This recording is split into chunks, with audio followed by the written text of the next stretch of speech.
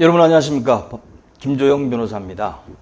이번 시간에는 지난 시간에 정비사업 전문관리업자 선정 시 핵심 체크 포인트에 관해서 말씀을 드렸는데 말씀을 드려봤자 제대로 잘 안 되는 경우가 다문이 있습니다. 그래서 저 나름대로 모범 배점 기준표를 한번 만들어 봤습니다.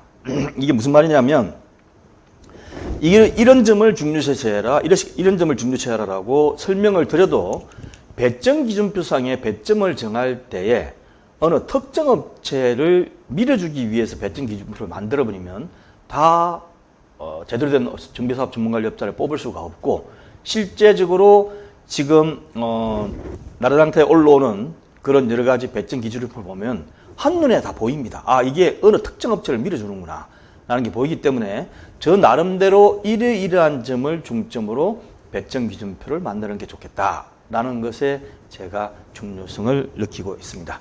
자, 이 강의는 R19CO.KR에 들어오면 쉽게 푸는 재건축 재개발 세 번째 강의에 있고, 세 번째 강의를 들으면 동영상 강의 수료증도 무료로 드리고 있습니다. 먼저 첫 번째, 지난 시간에도 말씀드렸지만 정비사업 전문관리 업무 및 역할을 한 번 더 되짚어 보면 첫 번째로 추진위원회나 조합의 업무 수행이나 인허가 절차에 대해서 대행 또는 보조하는 것이고, 그 다음에 각 절차 단계별로 법령 예비에 되지 않게 추진위원회나 조합과 함께 업무를 수행하고, 세 번째로 각종 회의 자료나 회의를 진행을 하고, 그리고 시공자 선정전까지 자금 대여를 하는 경우가 많습니다.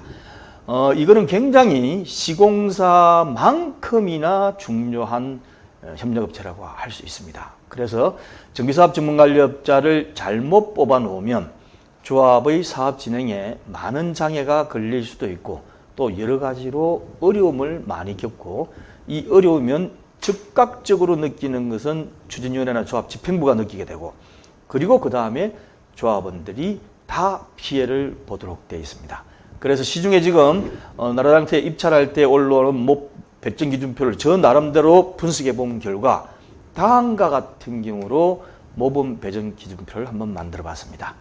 자, 첫 번째, 공정한 배점 기준표 작성 시 고려사항은 뭐냐 하면, 회사 소재지가 어디인지에 따라 배점은 절대 부여하지 마십시오.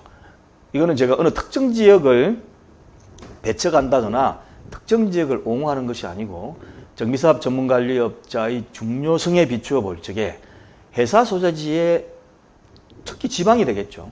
배점을 더 주어가지고 뽑게 되면 그 잘못된 업체가 선정될 가능성이 굉장히 높고, 이건 노골적으로 특정 업체에 밀어주려는 겁니다.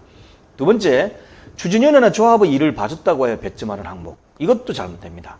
조합의 업무 관련성, 추진위 업무 관련성 배점 20점. 이런 식으로 해가지고 지금까지 추진위나 조합의 일을 잠깐 봐준 사람한테 20점이나 더 주겠다.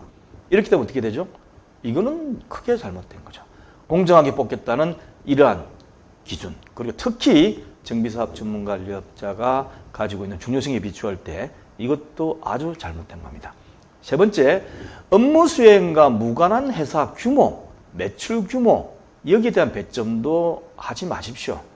예를 들면 정비사업 전문관리업체 회사의 인원이 100명이든 3명이든 해당 추진위 조합의 업무는 1, 2명이 합니다. 그리고 똑똑함, 우리가 얘기하잖아요. 지금 부동산 때문에 똘똘한 놈 한 채만 가진다 이렇게 얘기하는데, 똑똑한 사람 한 채만 있으면 오히려 정비사업 전문관리업자를 선정하지 않고 그 똑똑한 사람을 조합 사무장으로 두서 정비업체 없이 해나갈 수 있는 조합도 많이 있습니다. 그리고 매출이 100억이든 1000억이든 이 또한 동일합니다. 신생업체가 됐든 어떻게 됐든 이런 것도 여러 가지 좀 차이점이 있을 수는 있지만 매출을 가지고 따지는 것 또한 배점 기준이 될 수가 없습니다. 가장 중요한 것은 뭐죠? 업무 수행 능력, 그리고 좀 더 나가면 가격. 비슷한 업무 수행 능력일 때 가격이 중요한 것이지, 업무 수행 능력이 차이가 나는데도 불구하고 가격을 위주로 뽑을 수는 아닙니다. 차라리 2억 줄 거 3억 주고 15억 줄 거 17억 주 가지고 업무 수행이 뛰어난 데를 선정하는 게 100번 낫습니다. 물론 업무 수행 능력이 동일하다는 전제하에서는 가격이 중요하겠죠. 그렇지만 가장 중요한 것은 업무 수행 능력입니다. 그래서 저 나름대로 공정한 배점 기준표를 작성해 봤더니, 첫 번째, 정비사업 전문관리업자 등록연수에 대해서 한 10점 정도 주면 될 것 같아요.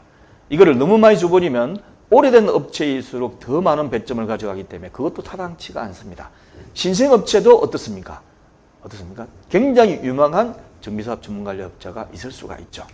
두 번째, 그 회사의 정비사업 수행 실적을 한번 보시는 게 필요합니다. 그래서 그 회사가 어느 정도 정비사업 수행 실적이 되느냐, 계약안 실적이 되느냐를 보고 한 20점.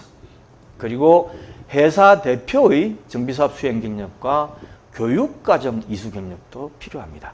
이 양반이 정비사업 수행은 오래 했지만 어디지 제대로 배운 적도 없는 사람이다. 그냥 맨날 지 생각만 가지고 하는 사람인 거하고 제대로 된 교육과정을 이수한 거하고 완전히 차이가 날 수가 있습니다. 그리고 전담 직원을 찍으라 그런 다음에 전담 직원이 정비사업 수행 경력이 있느냐 없느냐, 교육과정 이수 경력이 있느냐 없느냐, 이것도 굉장히 중요하죠. 왜냐하면 회사 대표는 제대로 한 사람인데 회사 대표가 규모 좀 큰 대표 회사 같으면 그 회사 대표가 우리 조합, 우리 추진이 업무 수행할 건 아니잖아요. 그러니까 전담 직원을 한 명 누군지를 내세워라. 그리고 그 직원이 어느 정도 경력이 있느냐. 회사 대표는 굉장히 유능한데 전담 직원이 들어온 지 1년밖에 안 된 사람을 전담 직원으로 넣는다. 그리고 추진이나 조합 사무실을 파견시킨다. 이거는 전혀 안 되는 겁니다. 세 번째, 용역비에 대해서 굉장히 관심이 많은데 이 몇 점을 좀 줄이고 싶지만 그래도 한 30점을 주되 대신 밑에 보면 가장 중요한 6번째가 있습니다.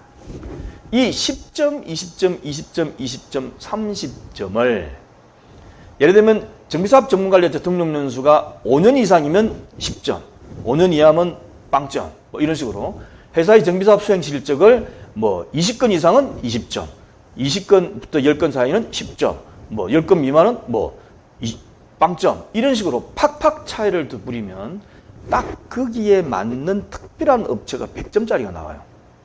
용역비 빼고는. 예, 그러니까 20점, 20점, 20점, 10점짜리에 여기에 70점 만점에 70점이 나와버립니다. 그래서 저는 이거는 절대 아니다.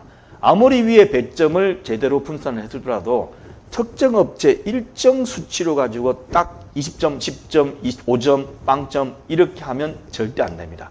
어떻게 매기냐면 입찰에 참여한 사람들 간에 상대적으로 1등부터 차감해서 내려가는 겁니다.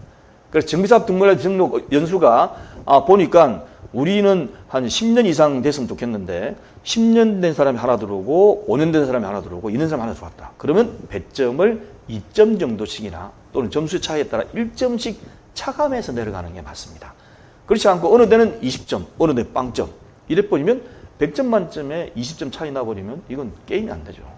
그래서 가장 특정 업체를 믿어주기 위해서 장난질을 하는 것을 막을 수 있는 게 6번 사항입니다. 6번 사항입니다. 그래서 이거를 좀 검토를 하셔가지고 이런 식으로 1점 또는 2점을 차감하는 걸로 하면 그렇게 차이 나지 않습니다. 왜냐하면 우리는 이 업체가 100점짜리 업체를 뽑기 원하는 게 아니잖아요. 들어온 업체 중에 좋은 업체를 뽑는 거니까. 그래서 6번 사항에 굉장히 저는 중요성을 느끼고 있습니다. 자, 알리고 요청 기하로 들어오시면 여러 가지 다른 강의도 있으니까 많이 시청해 주시고 정비사업 전문관리업자 굉장히 중요합니다. 조심하고 그리고 또 잘 뽑으시기 바랍니다. 감사합니다.